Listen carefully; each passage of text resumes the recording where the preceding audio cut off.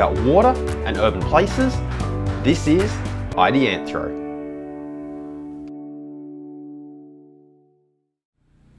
Hey everyone, and welcome back to Ideanthro, where we are continuing on from our last episode, where we talked about local and global maxima and how that relates to water-sensitive urban design.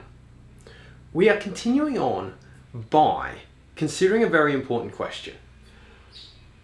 How do we determine whether little steps forward gradually over time are in fact leading us towards a global maxima, or whether we need to take a big step change and maybe a little bit of a step back in order to find it?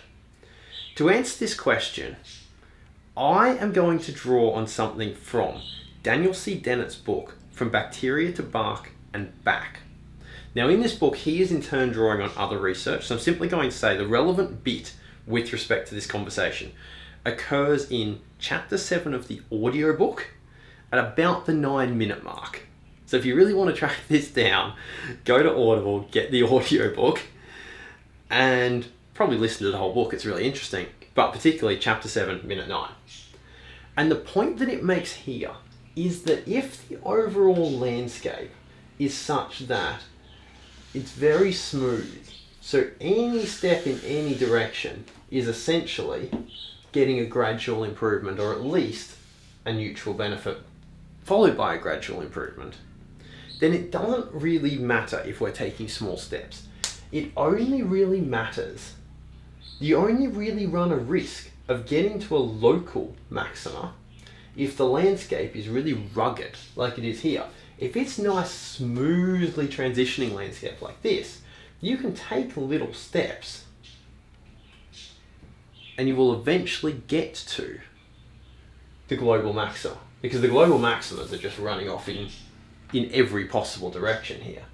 It's only if the landscape is rugged like this that you run a risk, because again, in this situation, if we are here, we can only see so far into the future either side. But if we can make a reasonable guess that the bits that we can't see are either smooth or rugged, then we can make a decision about whether small steps are likely to get us to the local maxima or the global maxima. So in water-sensitive urban design, how do we make that decision? One way that I can think of, and I'm really putting this out there as a possibility for you to throw some other ideas back at me here, but one way that I would approach this is to go, okay, how many ideas out there, like how many different ideas that are really different to the current paradigm of the way that we're doing things, be this in policy or be this in treatment technologies or ideas, how many concepts do we have that are fundamentally really different to the way we currently do things?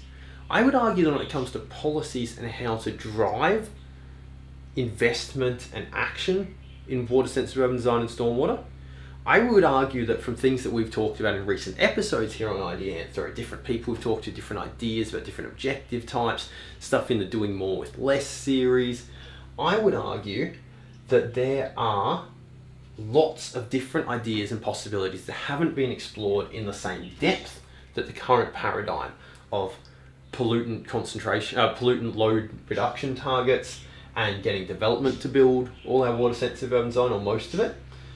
I would argue there are lots of different ideas outside that paradigm that haven't been explored really deeply, and therefore it's likely that the landscape is very, very rugged, because there are lots of fundamentally different other things to be explored. However, perhaps in treatment technology world, it looks to me like all of our different current treatment technologies are fundamentally variants upon some of the same mechanisms, the same principles.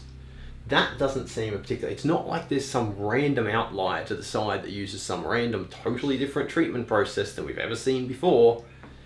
So maybe in the case of policy settings and ideas, it's very rugged, but maybe in the case of treatment technologies, because everything seems like an iteration on itself, maybe it's more smooth. Although there's a risk that that is simply the case that the things we've found so far are very similar, and there's a complete outlier we know nothing about.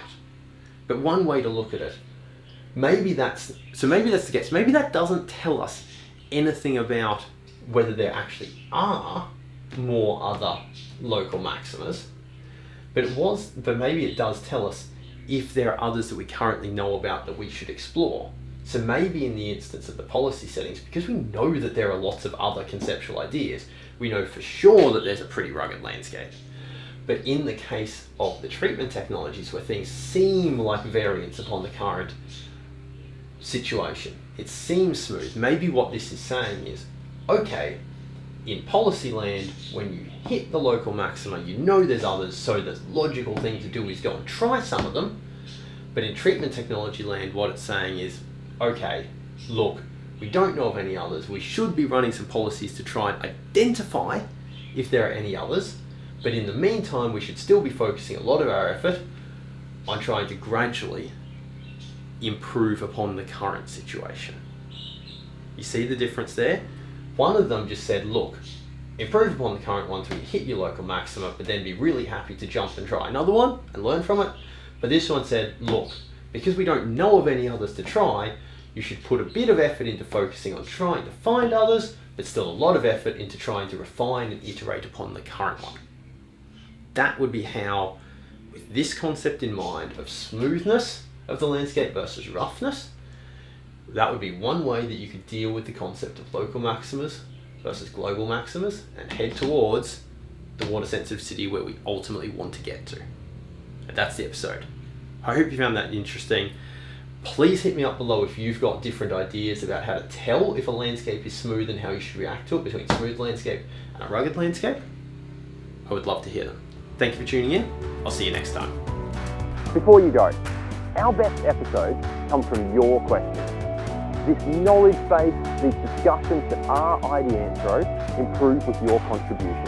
So if there's a topic, an idea, a concept that you would like us to explore, come and ask us. You know where to find us. www.ideanthro.com/contact. You can find us on Facebook, YouTube, LinkedIn, and that place you get your good podcasts from.